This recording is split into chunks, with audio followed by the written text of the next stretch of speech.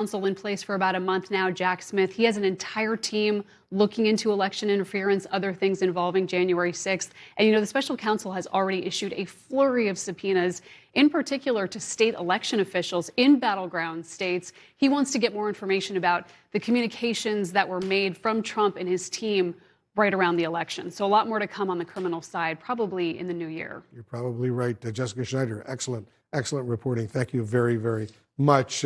Let's discuss what's going on with CNN's senior legal analyst, Elie Honig. Elie, thanks for joining us. How critical is it to see all of these details, like the draft statement, for example, threatening to fire anyone who disputed Trump's claims of election fraud? Well, Wolf, any trial lawyer will tell you that it's all about the details. And these revelations that we're getting now on an almost daily basis are so important because for all the testimony that we heard, the hours and hours at the hearings, there is so much more here to be mined. And prosecutors and defense lawyers are going to need to understand all of that. To take that draft statement, for example, it's a great indicator of just how afraid the Trump White House was of the truth, even after Bill Barr, the loyal attorney general, said there's no evidence of election fraud. The response from the Trump White House was to essentially try to force people, their own people, to say that there was. So I guarantee you, Wolf, lawyers on both sides are really digging into these transcripts. Take us, if you will, Elie, inside the U.S. Justice Department. How are prosecutors over there looking at these transcripts? So prosecutors are thinking about this offensively and defensively. On offense, they're looking for useful pieces of information. That memo we just discussed is one example. There's new evidence now of just how close Donald Trump came to appointing Sidney Powell to be special counsel. That would have been calamitous. There's new evidence in the transcripts that Donald Trump and others had direct contact with Nevada state officials about this fake elector scheme. So prosecutors are gathering that all up. But defensively, you also need to be aware of the problems with your case, with the inconsistencies, with the shortcomings. That's all information that's going to go over to the lawyers for Donald Trump or anyone else. And so you need to be aware of those holes as well. And we've also learned as a result of these transcripts that so many of Trump's closest advisors actually took the fifth and declined to answer any questions at all. Is there anything prosecutors can do to get their testimony?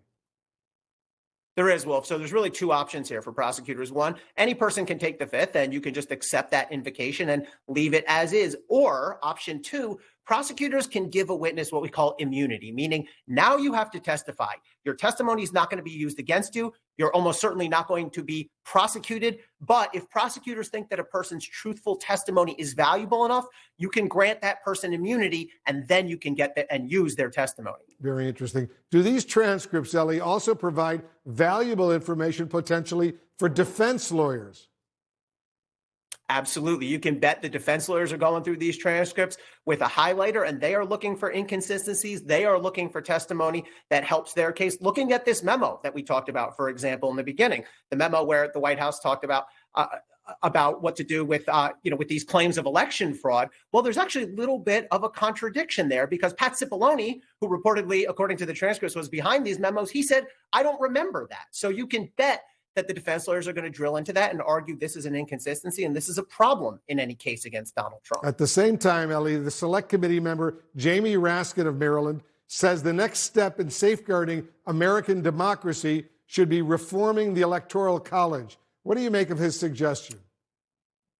Well, Wolf, I don't think we're going to get away from the Electoral College anytime soon. It's part of the founding of this country. You would have to amend the Constitution in order to get rid of the Electoral College. I don't think that's realistically in play here. However, I do think one of the silver linings of this whole situation is we've now passed legislation just last week to change the Electoral Count Act to sort of safeguard the way that we actually count up the votes, to make clear the vice president is only in a ceremonial role, can't just throw out votes, and to make it harder for individual members of the Senate or the House to object to certain states' counts. So that was a bipartisan measure. I think it's something that we can all agree is necessary and really an important job of plugging up a loophole there.